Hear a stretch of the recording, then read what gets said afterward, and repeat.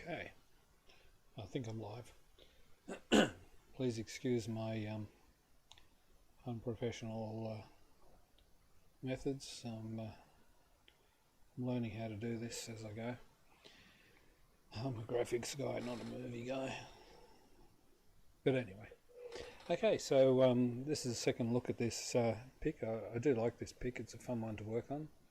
And I can show some really good basic techniques for getting these old photos out of your collection and making them look a bit more fun, a bit more lively, and also you get some information out of them. You can really bring them back to life.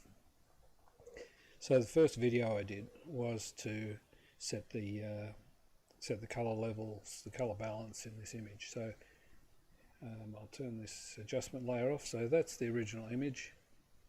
Not bad, but just a bit murky, a bit yucky. I'm going to just try and bring it up a couple of degrees and make it look nice. So we converted it to CMYK, and we adjusted the levels channel by channel, so you can see in my other video. Now we went from this pinky monstrosity into something starting to look a bit natural. So next step, I think what we'll do is we will do a bit of channel swapping, and I like this because it can just, it's a little bit fake, you might say, but it does address some shortcomings in either the technique of how the photo was shot, or in the reproduction of the photo, or just from fading from old age. So I've got a levels adjustment layer here. That's the one I did in my first tutorial, and what I'm going to do now is another adjustment layer, and this one is a channel mixer. Now these designed to work best with CMYK images, and that's the mode that I'm currently working for this photo. I find it's more comfortable for me. I'm a printing guy, so it's just natural for me to work in CMYK, and then I finish up by converting back into RGB at the end. Now, so in case you don't know how adjustment layers work, here's a layer with the original photo. It's called background. Then I've got an adjustment level, a levels adjustment layer that I added on top of that. So it just overlays the base. So it doesn't change the basic image. It just interprets the data from that image into something else.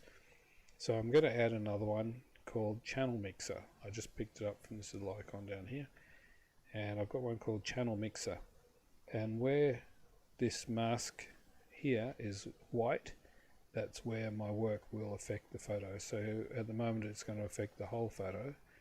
We'll get on to how to use that mask later on. This little icon indicates that the mask is linked to the layer, so everything you do with the layer happens to the mask, the adjustment layer as well. So now you see how it's got these little corners around the icon for the channel mixer. That means that this panel above here becomes active, and that's going to let me mix from one channel to another. So what I'm particularly interested in here is this grass. Now this grass should be green, but it's actually brown, and it may have been brown in real life to some extent, but I don't think it was this bad. Now a lot of people will sort of painstakingly go around the edges of the grass, and they'll make a selection mask that gathers all the grass. That's not really necessary for a job like this. I'm from a production background, so I just want a technique that works quickly and the lowest risk possible. In that case, I'm just going to adjust the whole pic, because also in principle, if something is wrong with the image, it's wrong with the whole image, not just parts of the image. That isn't 100% true, but as a general starting assumption, it's a good thing to do. So we try and adjust the whole image rather than little bits and pieces of it, which may become necessary to improve it later on. Okay, so what we've got here, now we have an output channel. So when I make changes, it's going to affect whatever channel I've got selected here. We've got a choice of cyan, magenta, yellow and black. Now I want to, what am I going to do? First, what I want to do is get the contrary or contrasting colours out of the grass. Now grass is green, the opposite colour to green is magenta. So any amount of magenta in this green grass will turn it brown or grey. It's like you're mixing primaries that aren't meant to be mixed, not to get green anyway. So I can demonstrate a bit here. So what I want to affect the output channel magenta. I want to reduce the magenta.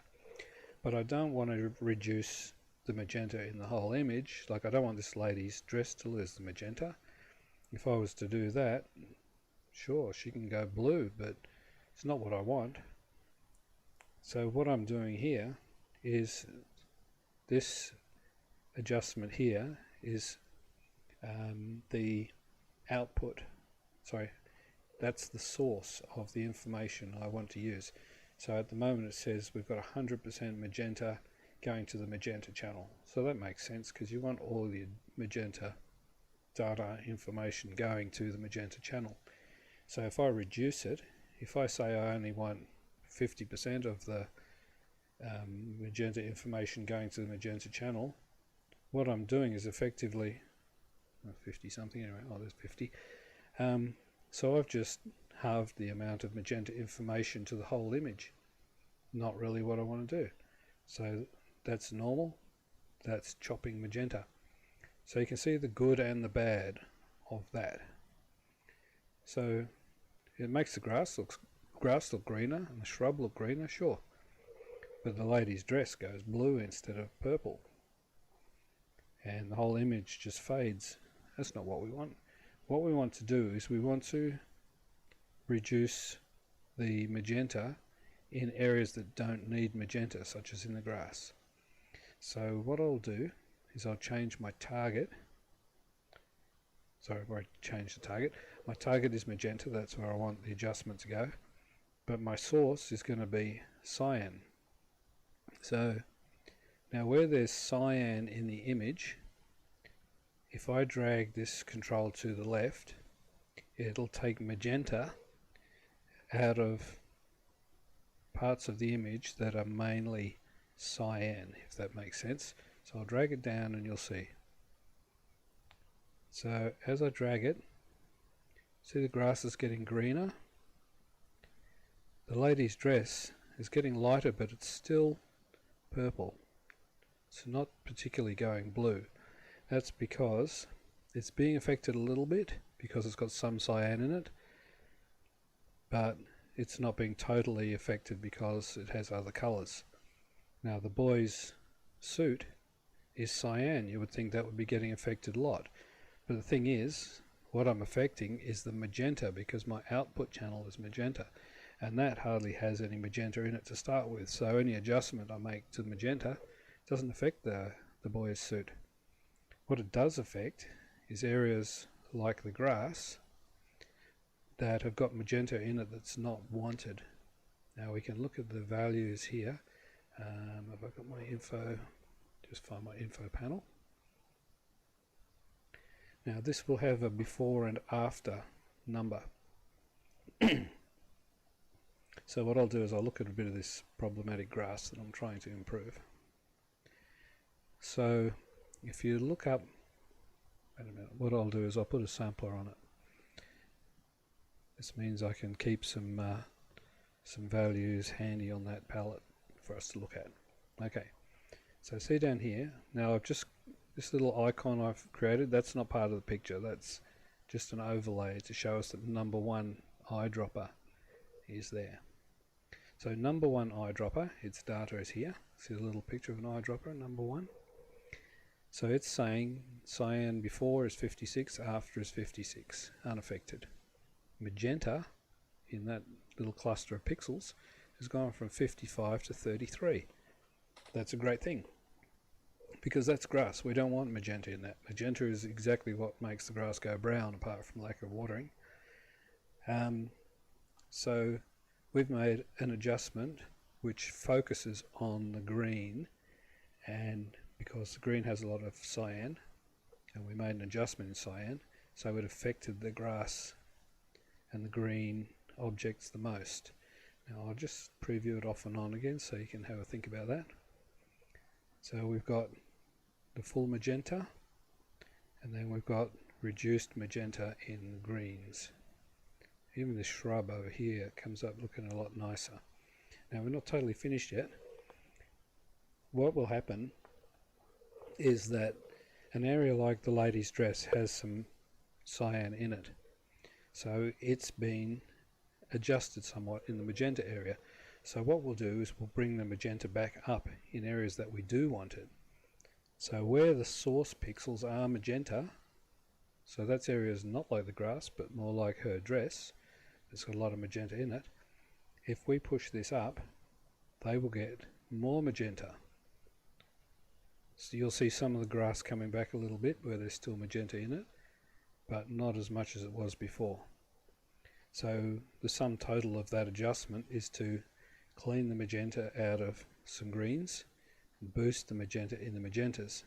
Now we can do the same thing again, go back a little more, take a bit more out so the grass is getting greener and greener, then boost the magentas up so the lady's dress gets just as bright as we want. So looking at before and after, grass is dull, grass is brighter. I'm not saying it's perfect yet, but it's definitely on the way up. So we look at our number one. Now the magenta in number one has gone from 55 to 37. That's a big improvement. Hang on a minute. I've just got to make a little adjustment here. Nice New Zealand white. Okay. Can't go getting a dry mouth while I'm in the middle of something. Now, what I want to do now is I want to boost up this cyan. So we can do the same thing to a cyan output. So we choose the cyan channel for our output. So if we just boost cyan into the cyan, all the blues get bluer,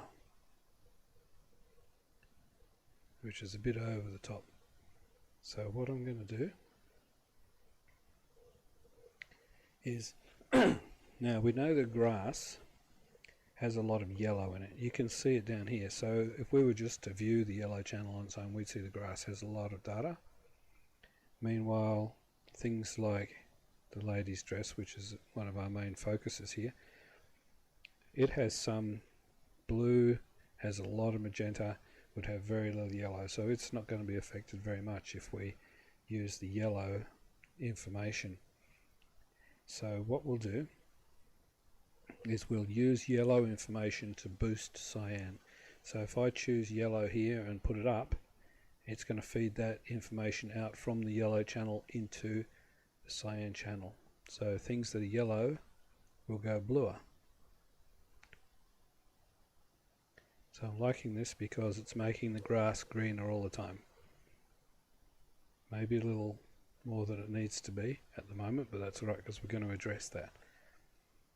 So we're achieving what we wanted. We've got brown grass starting to look green now. Now we've got to figure out what's making that grass still look a bit dull and dirty. And I think from experience it's going to be a lack of contrast overall in the picture. The whole picture's looking a bit murky now. So what we'll do, just to get the best out of our channel mixer adjustments, is we'll add another adjustment layer, and this is going to be a curves adjustment. And what this does is it adjusts the contrast of each individual channel. So we can do a mass adjustment, and the best way to do that is to drag one end down and the other end up, so you make this classic S shape.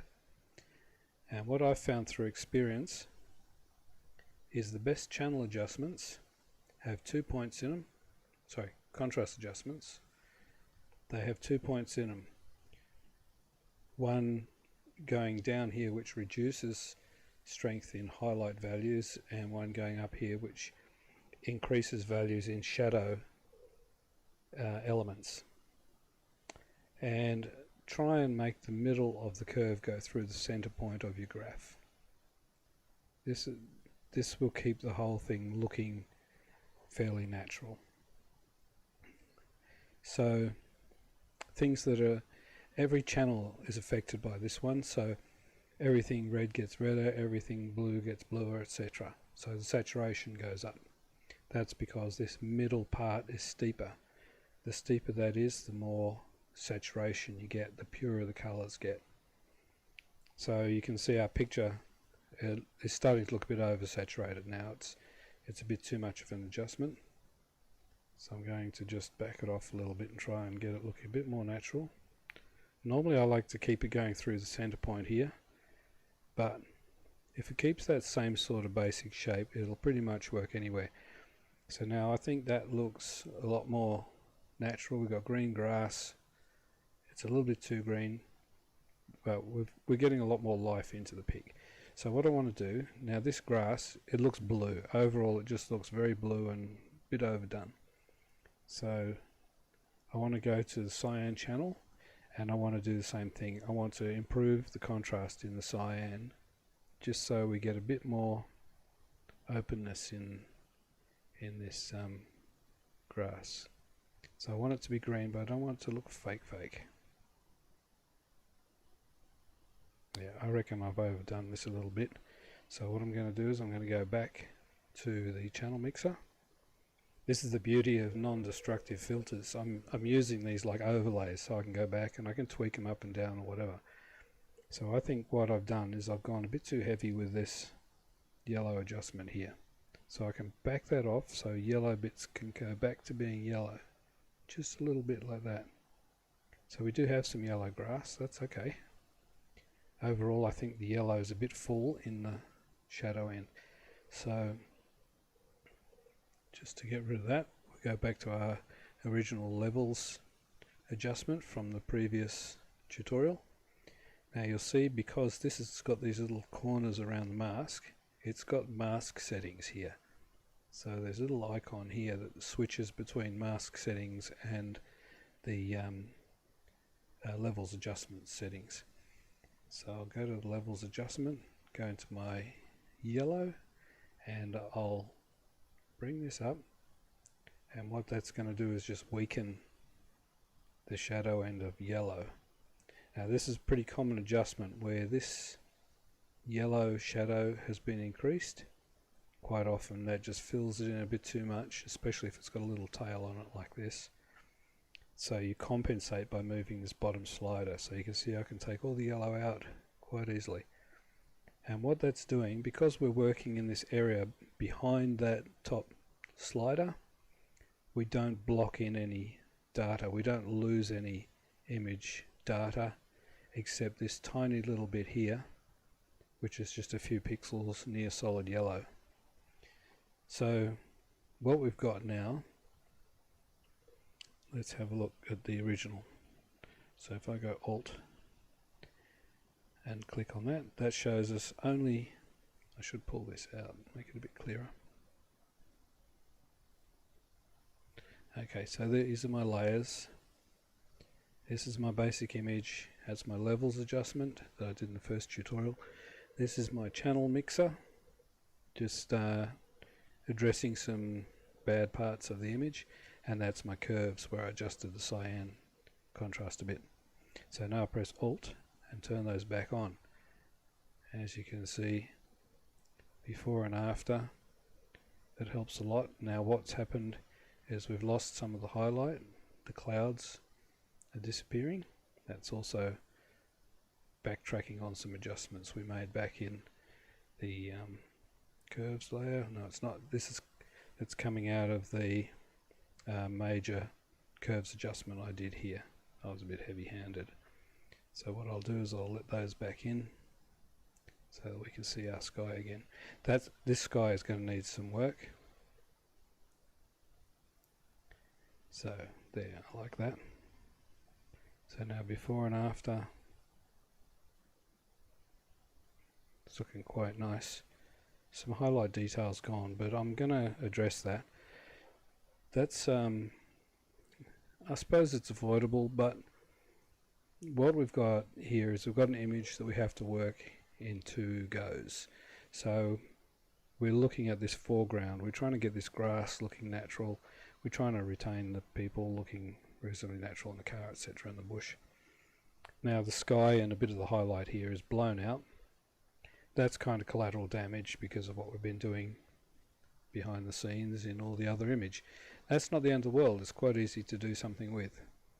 So what I'm going to do is I'm going to save this, and I'm going to start another tutorial about fixing lost highlights like this, fixing this. I don't mind that I've broken this image a little bit in doing what I've done, because I like where it's going, and we can address the other bit. We can reverse it or we can overlay it, so whatever. We've got a couple of ways of dealing with that potential issue. But you'll notice these adjustments I'm doing are on the whole image. I'm not just isolating parts of the image, because that just adds so much time and actually usually causes more problems than it fixes. So I'm not going to go to masking individual areas unless I really have to. So I'll end this one here. I'll have another sip of my fine New Zealand white. I think it's a Marlborough white, and I'll come back in a minute and do another stage. And as soon as I remember